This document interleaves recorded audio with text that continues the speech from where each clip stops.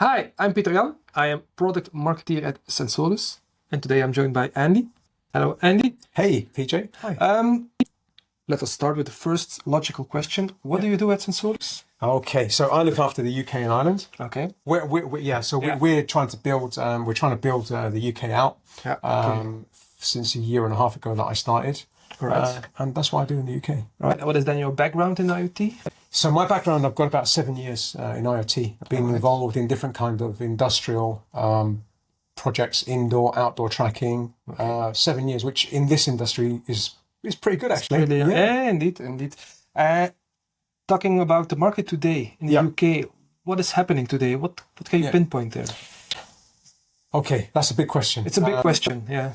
So I think if I go back to when I started in industrial IoT, I think what's happened is that there was a lot of buzz, a lot of abstract stuff back in those days. And now it feels like it's more tangible. And there's a lot more urgency. So before, I know customers that are Sensolus now that started talking about this 5, 6, 7 years ago even, and they are now customers of ours. So it takes time for stuff to move from imagination and possibilities into actually baked in projects. Could you say that it's maturing, the IoT? 100%. Yeah. It's 100% maturing. I think what's happened is that also when you go and see someone today to talk about this stuff, people are more educated. Okay. Right. So you go and talk to someone about tracking and it's not something new anymore. They know what an AirTag is. Yeah, absolutely. Right? So the psyche is completely different. And also these days people can see that there's been implementations already. Yep.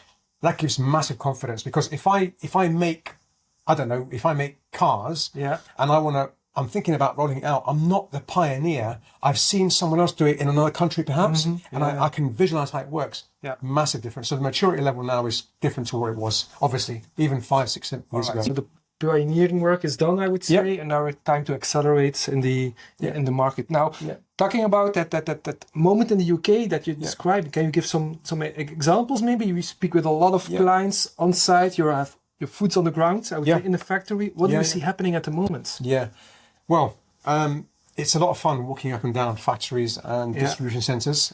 You learn a lot. And I think what you learn is that even though you might have a same use case, I'm tracking my car parts, no two implementations are the same. All right. Yeah. So even if we are making volume cars and we have similar workflows of parts coming in from all over Europe, for example, when it comes to the implementation, there will be something different because there's something different at the coalface. A different person doing a different thing who needs something else from the technology, who needs a different dashboard, who needs a different something. So everything is custom. So in the UK, it's maturing and we look at every customer as a unique project, if you like. If you're saying that no two cases are the same, I can imagine the offering, the solutions of Sensolus.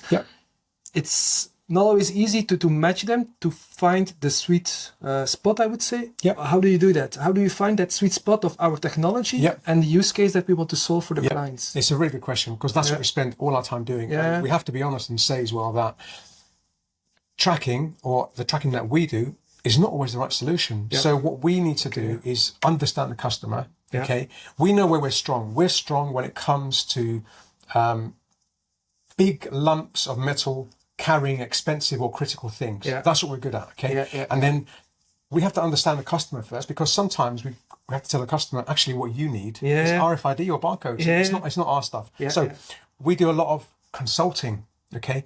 So, and when you consult, what you find is that, okay, I want to track my sturges that move around Europe, but let's understand who's using the technology, how are they using it? It's not always one guy or one team sat in an office. Maybe it's a guy in the warehouse, maybe it's the logistics guy, maybe it's the transport guy. So you need to look at who's using it, how they're using it, so you can make the technology stick. Because if I need to create a reduced click skin on the app, I can do that. If I need a dashboard that only shows me countries' inventory, we do that. So there's different little tweaks that you can do. And we spend a lot of our time digging in to understand all these things. And again, just as much time, if we do find that we can help people, we have to also think about how they're going to justify an investment. Okay. Indeed, good point. Indeed. It's not only implementing it, it's someone paying the bills in the end. Yeah. You have to justify the business case. 100%. That is as important as finding a solution, because operations people have problems. They have headaches. Yeah. We can help them. But the person who's paying for it might not see things in quite those simple terms. So we have to, as IoT consultants, we have to essentially respect the fact that somebody's paying for this, and we need to have a strong business case.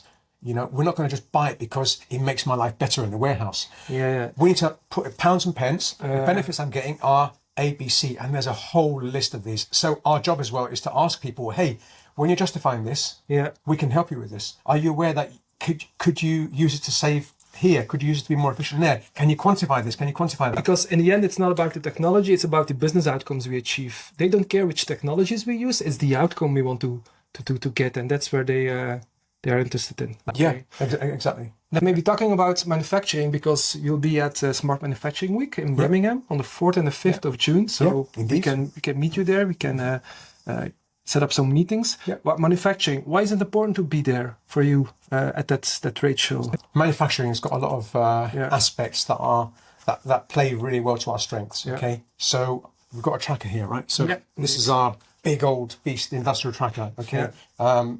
So this thing lends itself to going onto large and important assets, like a container. Just an example. Or like a big version of this crate. If it's important, and it's not a tool like a pen or a phone that you can't put even a compact tracker on because it's just too bulky. This thing is really good for going onto crates and visualizing them, whether they go indoors, whether they go outdoors. So basically, it's things that are really critical to a process, and if you can't see them, it breaks the process. But also, it's for things that are really valuable that you don't want to lose sight of. A big engine that's worth £1 million, for example. So making these assets visible in a simple way, that's the core, I would say, of what we want to do. And we did already for more than 1 million assets worldwide. So I can say we're specialized in this. And if people want to know more, I would suggest they would come to Manufacturing Week, Birmingham, 4th, 5th of June, or just reach out, ping to Andy. He will be happy to help you. Thank you for watching, and see you maybe in Birmingham.